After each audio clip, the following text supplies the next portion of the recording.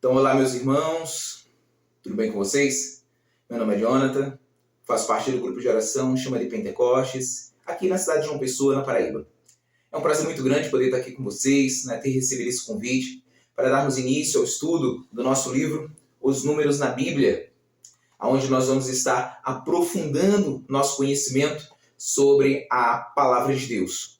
Como é bom, irmãos, podermos mergulhar no sentido bíblico, mergulhar no sentido cultural, religioso do povo, para que assim possamos também nós termos a nossa própria experiência muito mais pontuada, muito mais vivida, experimentada, saboreada. Como diz São Jerônimo, desconhecer as Escrituras é desconhecer o próprio Cristo. Ou seja, quanto mais eu mergulho na Palavra de Deus, quanto mais eu estudo a Palavra de Deus, mais do Senhor eu conheço, mais dele eu vou experimentando em minha vida. Amém? Se nós devemos, então, ler as Escrituras, como diz o Catecismo, com o mesmo espírito que foi escrita, isso, então, nos coloca numa responsabilidade muito grande de aprofundar o nosso conhecimento, de aprofundar a nossa interpretação, para que possamos anunciar, propagar a palavra de Deus, o nome de Jesus, com muito mais autoridade, com muito mais firmeza. Então, juntos, eu quero convidar você a dar início hoje ao primeiro capítulo deste nosso livro, onde nesse capítulo nós vamos abordar principalmente a questão da Torá. Isso, porque nós vamos ver o significado da Torá para o povo no Antigo Testamento e como isso também repercute para nós, porque a Torá, que é os 5 primeiros livros da Bíblia, Gênesis, Êxodo, Levítico, Número, Deuteronômio, que nós chamamos de Pentateuco, que já é um outro termo, um termo grego, que foi dado posteriormente, significa justamente isso, 5 livros ou 5 rolos. Então a Torá, que são esses 5 livros principais, são eles o centro da fé do povo judeu, são eles o centro cultural do povo. Por isso esse povo se reconhece, ele se identifica, independente do local, do território que eles estejam, da língua que eles falem hoje, mas eles conseguem se identificar porque a sua prática é a mesma há milênios. Então a Torá é a centralidade da fé e da vivência desse povo. Mas isso também está no Novo Testamento. O Novo Testamento está cheio de citações da Torá. Então, compreendendo a Torá para o povo judeu,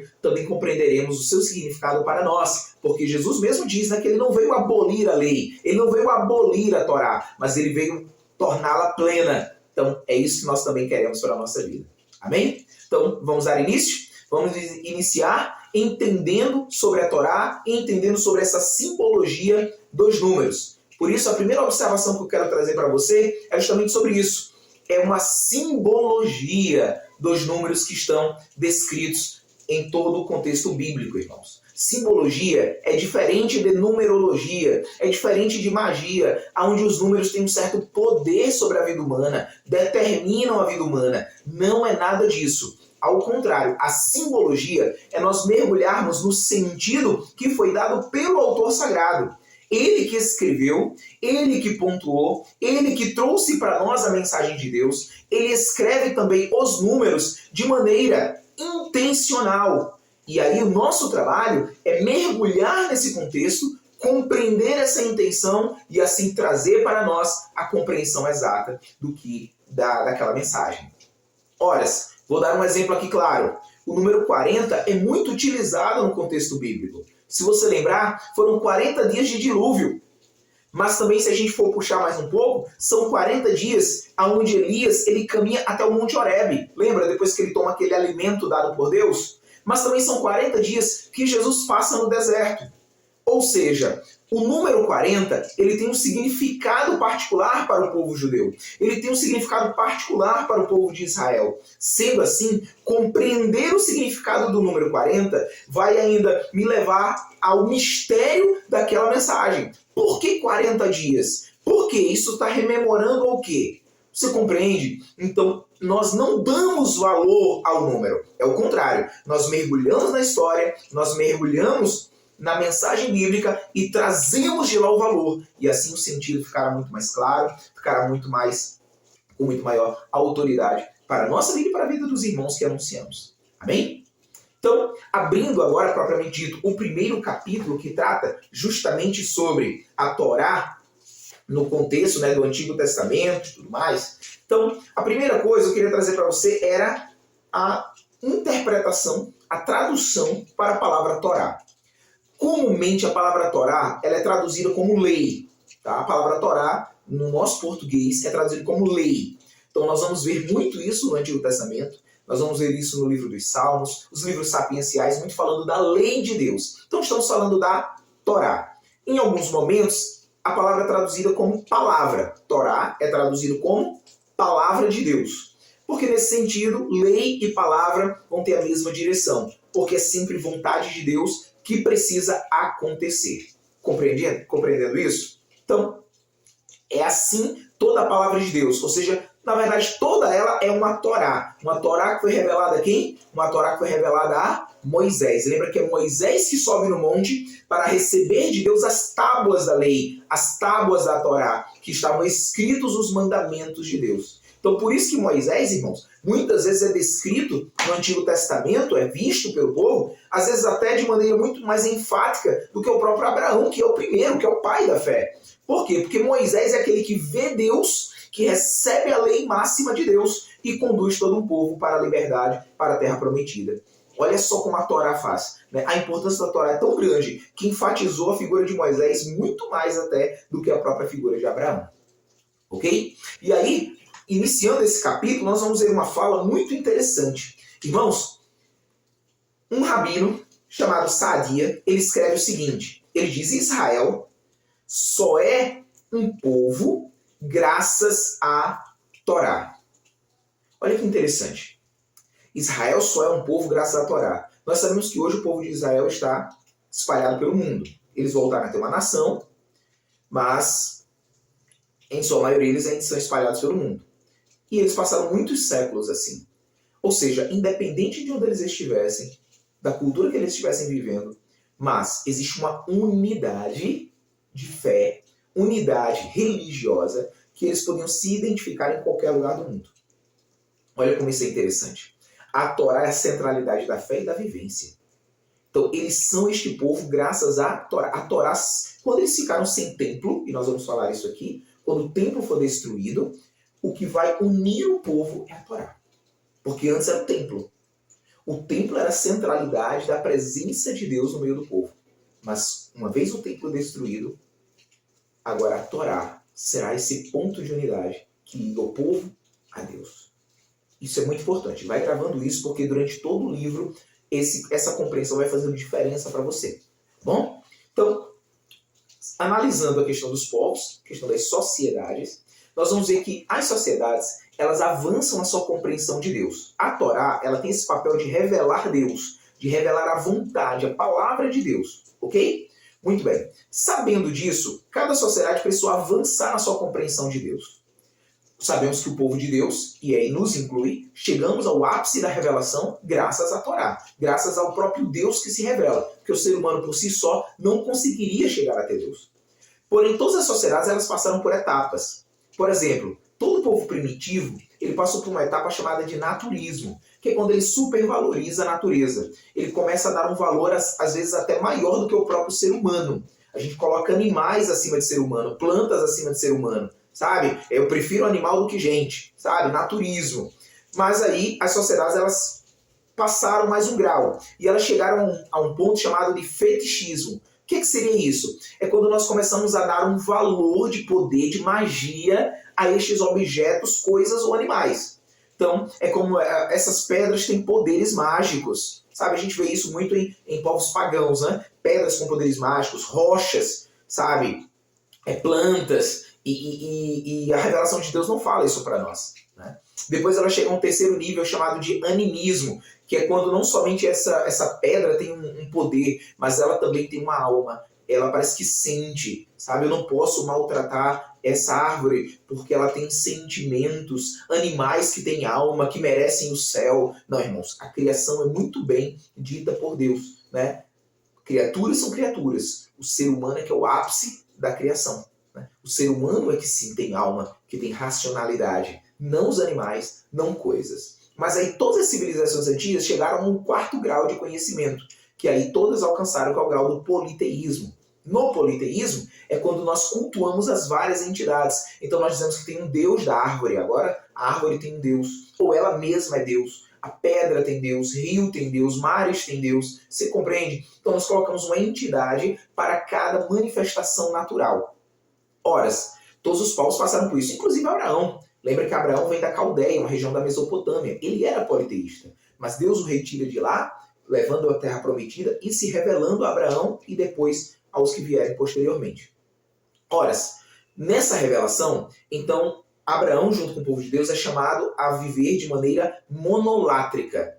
O que é isso? É quando nós adoramos apenas a um único Deus, ou seja, adoraremos apenas ao Senhor nosso Deus. Porém, isso não exclui a existência de outros deuses. Olha a pedagogia de Deus, como ele vai ensinando pouco a pouco o seu povo. Então, primeiro cultua apenas ele. Amém? Só que nós chegamos a um 6º grau, que é o grau da revelação máxima da Torá do povo de Deus. Que revelação é essa, irmãos? É o monoteísmo.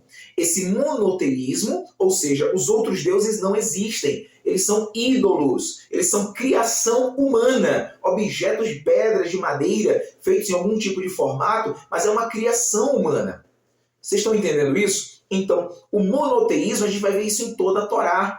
A gente vai ver isso no livro do Deuteronômio. Adorarás somente ao Senhor teu Deus, serás inteiramente ao Senhor teu Deus. Outros deuses não existem. A gente encontra isso no próprio livro de Isaías, né? O 2º Isaías vai falar muito isso, Isaías 43, 44, 45. Né? O nosso Deus é o único Senhor, não há ninguém além de mim, ele diz isso. Então, é esse crescimento na fé que a Torá tende a levar o povo a entender que Deus é o único Senhor. Amém? E aí, ao longo do nosso capítulo, nós vamos entendendo ainda mais uma coisinha muito interessante, que é a questão da tradição oral. Ora, precisamos distinguir uma coisa. Lembramos que os povos primitivos, eles não sabiam ler nem escrever, não havia escrita. Quando a escrita for criada, nós teremos grupos de pessoas especiais que saberão controlar isso, chamados de escribas. Escriba é aquele que sabe ler e escrever. Tá? Em cada povo havia esse grupo particular que domina a escrita. Mas, de maneira geral, o povo não sabe. Ora, então o povo sobrevive de tradição oral. A Torá, ela se manifesta através da tradição oral. Ou seja, existe uma Torá oral, aquela que é passada de família. Por isso que Deus diz, né, para o seu povo lá na Torá, no livro de Deuteronômio, você ensinará aos seus filhos. É em casa que você vai recitar a minha vontade. Você está entendendo? Ou seja, é preciso trazer a palavra de Deus que foi ouvida ali na assembleia, no culto, e trazer para dentro da sua casa e ensinar assim a sua família, ensinar aos seus amigos. Por quê? Porque a Torá não era escrita. Porém, sabemos que com Moisés, nós temos ali os 10 mandamentos e depois outras leis serão criadas. Né? Ora, então a Torá passará a ser escrita. E ao longo do tempo, cada vez mais pessoas passarão a ter o domínio da escrita e poderão agora ler a Torá. Por que foi importante a escrita, irmãos? Porque assim ninguém poderá alterar a vontade de Deus. Ninguém poderá manipular a ordem de Deus. É preciso compreender que a Torá ela é muito importante. Ela é a revelação clara de Deus. Portanto, nenhum homem pode acrescentar ou diminuir dessa revelação. Os profetas nos alertam isso durante todo o Antigo Testamento. Ninguém pode anular essa lei de Deus colocando o seu próprio pensamento. A lei de Deus é lei de Deus. A lei dos homens é lei dos homens. Essa se altera. Essa a gente pode, ao longo do tempo, fazer transformações. A cultura permite a mudança. Mas a lei de Deus, essa não muda. E é preciso ter essa diferença, né? Do que é lei de Deus e lei dos homens. Tá? Por quê? Porque a lei de Deus é a revelação clara de Deus. É Deus que fala verdadeiramente. A lei dos homens é uma lei boa, que também nos leva a Deus. A gente vê isso dentro do Pentateuco, tem sim leis humanas, mas que a gente, por exemplo, não pratica mais hoje. Por que não pratica mais hoje? Porque ela não é aquela lei dada diretamente a Deus. Já foi uma lei que ao longo do tempo foi sendo criada a partir da percepção e da vivência daquele povo. Você entende? Então, esse tipo de lei, ela pode ser alterada, ela pode ser reinterpretada e colocada dentro de uma nova cultura. Mas a lei de Deus, essa não pode se perder de nenhuma maneira. Compreendido? Por isso nós devemos evitar, e aí o nosso livro também fala de uma coisa muito interessante, nós devemos evitar uma visão diacrônica. O que significa dizer que é uma visão diacrônica, irmãos? É uma visão que nós não respeitamos o tempo histórico cultural, todo o contexto daquilo que foi escrito, e nós então transportamos esse contexto ao longo do tempo. Ou seja, queremos realizar até mesmo aquilo de maneira literal. Nós não podemos, irmãos, nós precisamos compreender a mensagem e transportá-la para o nosso tempo, para a nossa vida atual. Vocês entendem? Por quê? Porque se eu for executar a palavra de Deus literalmente como foi escrita a partir de 3.000 anos atrás, irmãos, muita coisa que está escrito aqui hoje seria uma questão de condenação, até mesmo judicial. Ora, então, Jonathan, quer dizer que a lei de Deus muda? A lei de Deus não muda. É isso que a gente está tentando alertar, essa visão diacrônica. Eu preciso compreender o contexto, o tempo que foi escrito, por isso que é importante você, pregador, conhecer um pouco do contexto histórico, geográfico, cultural do povo. Para quê? Para que você, quando for fazer a leitura e a interpretação para aqueles que estão ouvindo no grupo de oração, eles possam ter uma noção exata do que Deus realmente quer dizer. Amém? Então nós não podemos misturar o que é lei de Deus e lei humana e imprimir no coração do povo de maneira impositiva. Não é assim. Nós somos chamados a convidar o povo, a trazer o povo. Amém? Então mais um ponto importante sobre a questão da Torá, irmãos, é justamente o principal ensino. Qual é o principal ensino que a Torá traz para nós? E a gente consegue encontrar 5 pontos importantíssimos sobre o ensinamento da Torá para mim, para você e para todo o povo de Deus. O primeiro ensinamento, e com certeza o principal de todos, é justamente, como eu falei, o monoteísmo. Ou seja, o nosso Deus é o único Senhor e não há outro Deus. Essa é a revelação máxima da Torá. O povo de Deus foi chamado, foi convidado por Deus a ser o povo do único Senhor, Criador do céu e da terra. Amém? O segundo ensinamento importante que nós também podemos tirar da Torá é de que, porque Deus é o único Senhor e Ele é santo, o seu povo deve ser santo. Portanto, você e eu, como povo de Deus, temos que dar uma resposta ao Deus que nos chama. Qual é a resposta? Santidade. A minha vida e a sua vida precisa transportar para o mundo santidade. A santidade de Deus que vai ser vista através de mim e de você. Amém? Um terceiro ponto importante que a Torá nos ensina é sobre a questão de como nós enxergamos o outro, como nós tratamos o outro, que é um tema muito caro no Antigo Testamento, que é o tema da escravidão. A escravidão sempre é um tema muito polêmico, né, sobre a sua história, mas é preciso, como eu disse, mergulhar no tempo, mergulhar naquela época. Quando você compara o povo de Israel com outros povos da região do Oriente Médio, da própria Europa, África, o povo de Israel ele foi muito benevolente com seus escravos. Quando você faz uma comparação, claro, escravidão é sempre escravidão. Mas o povo de Israel, por causa do mandato de Deus de tratar o outro, de amar o outro, o próprio escravo ele era muito mais respeitado, ele era tratado com maior dignidade. O escravo ele era visto não mais como um mero objeto, porque outras sociedades enxergavam assim. A escravidão te torna um objeto, uma coisa. Você deixa de ser pessoa. Você compreende? Ora, o próprio Aristóteles fala isso em seus livros, né? Aristóteles, nosso filósofo grego. O ser humano não é mais ali. O escravo ele é um objeto, ele é uma coisa, ele é uma ferramenta. Até essa palavra é utilizada no texto. Uma ferramenta. Irmãos, isso é muito sério. Quando você olha para o povo de Israel, como Deus pede para tratar o escravo. Então, o tratamento para com aquele que está naquele momento inferior a mim. Tanto que Deus, então, para salvar, porque sempre a vontade de Deus é essa, Deus até estabelece uma lei onde o escravo só servirá 6 anos, mas no 7º ano ele deve ser liberto. No 7º ano ele deve ser liberto. Mas veja como é o tratamento do povo de Israel para com seus escravos. Existe lá uma brecha dizendo que o escravo ele tem direito de dizer se quer ir ou se fica na família. Porque tem escravos que se apegam, são tão bem tratados que ao final do tempo de escravidão, no 7º ano, ele decide permanecer. Olha como o povo de Deus tratava melhor os seus escravos, porque muitos queriam ficar naquela família. Isso é muito interessante, né? Porque Deus olha para aqueles, né, que precisam, para aqueles que ninguém luta por eles. Deus olha. É isso que Deus está também pedindo para mim e para você. Amém? Também um quarto ponto que a Torá traz para nós é a questão da centralidade do altar, do sacrifício. Você vai ver o tempo inteiro falando do sacrifício, como cultuar a Deus, o que levar a Deus, os cordeiros, né? Os novilhos. bezerros, aves, como realizar o culto, sacerdotes, etc. Então, nos mostra que o culto a Deus deve existir. E como cultuá-lo? Deus mesmo nos ensina a cultuá-lo. Claro que esse culto é do Antigo Testamento, nós já não praticamos, mas as regras continuam valendo, no sentido de que a santidade que Deus dá ao altar, ao sacerdote, à oferta, continua para nós na Santa Missa. Né? Então a centralidade do altar, a importância, né, da consagração, de toda a oração eucarística, então essas regras continuam valendo, né? Nós transportamos esse sentido. E quinto ensinamento da Torá é o amor ao próximo, agora de maneira geral. O amor ao próximo, aquele que está perto de mim, aquele que faz parte do povo, né? E o interessante é que a Torá, ela exige de nós esse amor, mas é um amor em atitude, não um amor de emoções. Né? Amar o próximo não é emoção, é um ato. Então, por isso que nós vamos ver muitas leis dentro da Torá como leis sociais, né? Leis econômicas, políticas, leis relativas à escravidão, como falamos agora há pouco, sobre propriedade, sobre herança. Por quê? Porque Deus pede para o povo se preocupar com um ato concreto, uma realização solidária para o outro. Ou seja, o amor precisa ser provado em obras e não somente mesclado em palavras.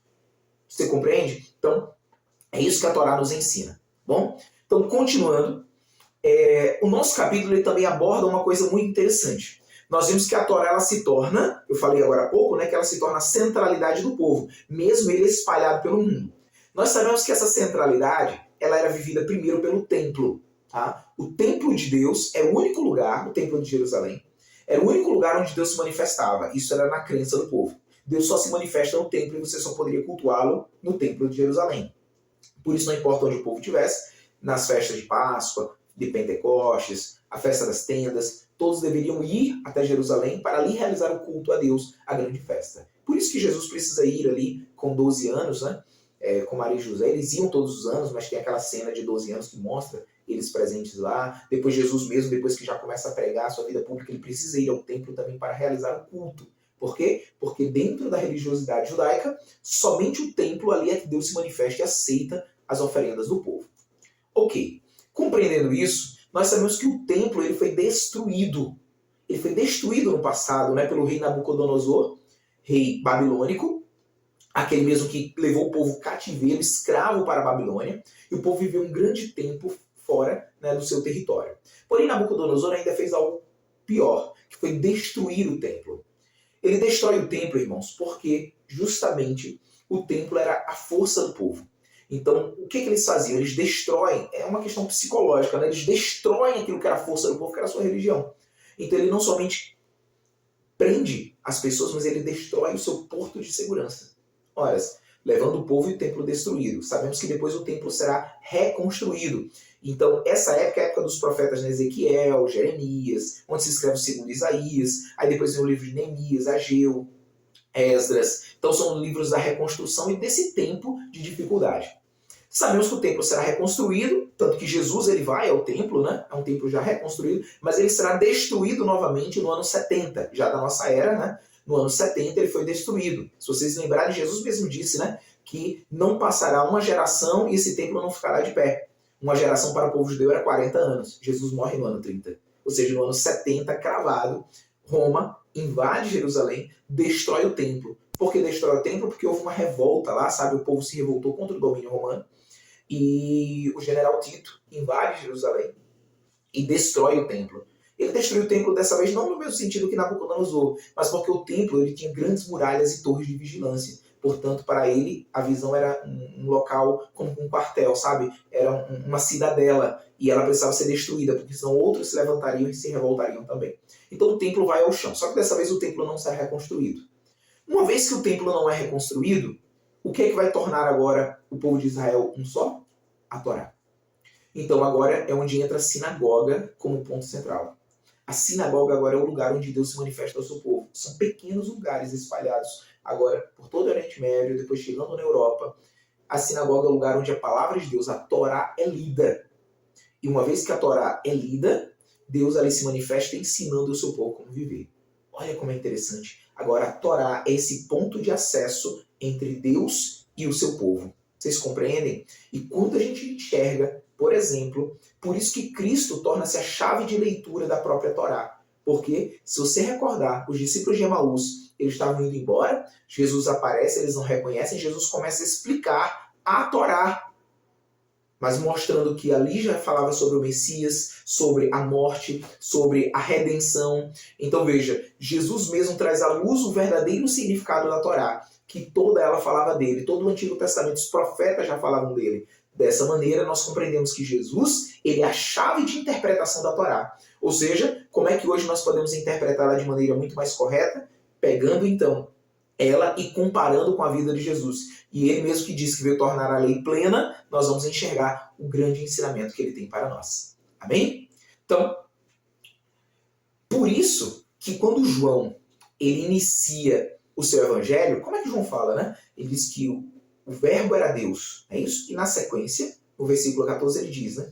O verbo se fez carne. João escreve seu evangelho em grego. Então, a palavra ali, verbo, né? É a palavra logos. Tá? A palavra logos. Porém, se você colocar na língua hebraica, a língua do povo judeu, a palavra seria Torá. Quando dizemos o verbo se faz carne, ele quer dizer, né? A palavra de Deus se tornou homem, assumiu a nossa vida. Então é a Torá. Olha só, verbo, logos, Torá. A Torá se torna carne, se tornou homem. Olha o que João está revelando para mim e para você, de que a Torá, aquela recebida por Moisés, a Torá, aquela vivida pelo povo no Antigo Testamento, ela se encarnou, se tornou pessoa e veio para nos dar a vida, a verdadeira vida. Mais ainda, ele diz que o verbo se faz carne, porém, no escrito original, se diz que ele armou a sua tenda. Não é escrito se escreve, armou a sua tenda.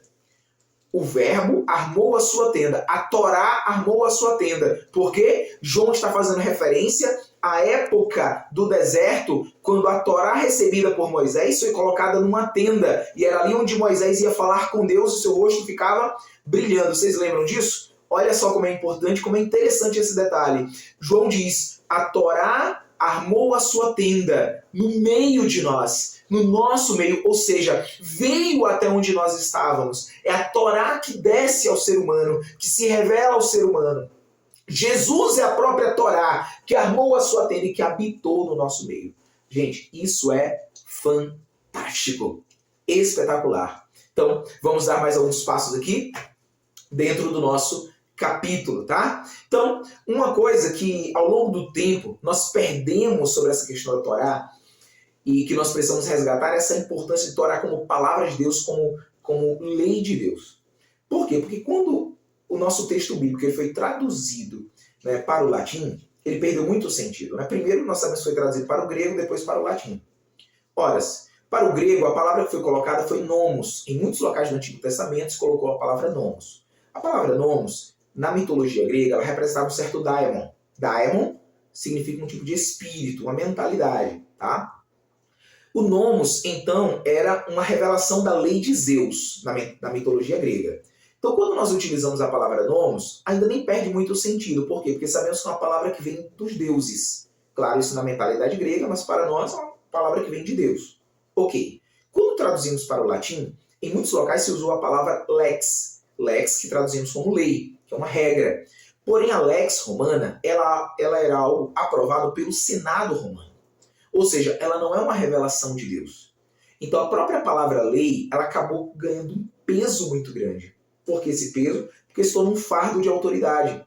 Ela não é mais aquela palavra de Deus, uma revelação de Deus que chegou até nós. Agora, ela é algo que simplesmente eu tenho que obedecer.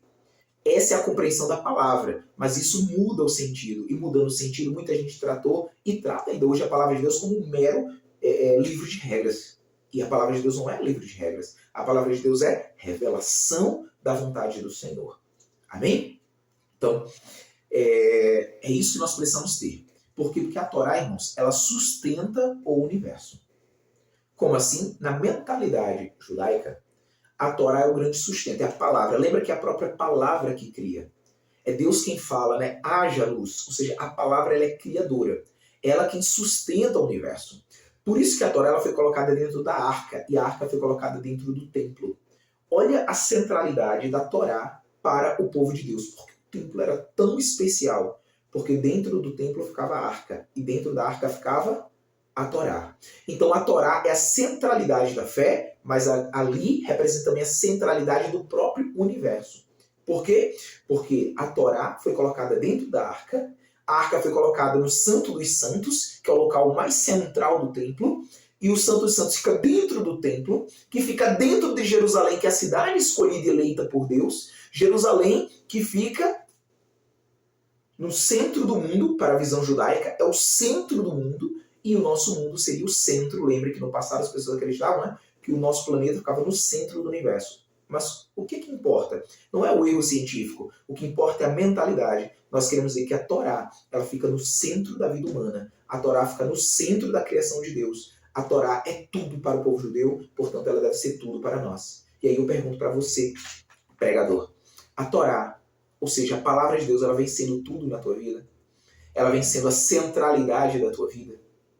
Esse estudo começou falando sobre a importância da Torá e alguns pontos do que ela traduz para nós. A pergunta é, você vive de acordo com a Torá? Ou seja, você vive de acordo com a lei de Deus, com a palavra de Deus?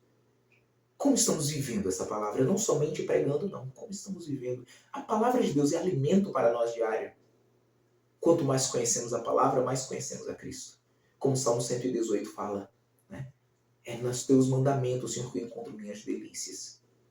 É assim que nós encontramos, irmãos. É assim. A palavra de Deus é delícia para a nossa vida. É sabor. É sustento, é alimento. Se não, eu convido você, pregador, volte para a palavra de Deus. Torne ela a centralidade do teu universo, da tua vida. Torne essa palavra uma verdadeira vontade de Deus para você. E isso acontecendo, irmãos, nós pregaremos com muito mais autoridade, porque nós estaremos experimentando um Jesus vivo. Como os próprios apóstolos disseram, não podemos deixar de anunciar aquilo que temos visto e ouvido. Que assim seja também para a tua vida. Amém? Deus abençoe vocês.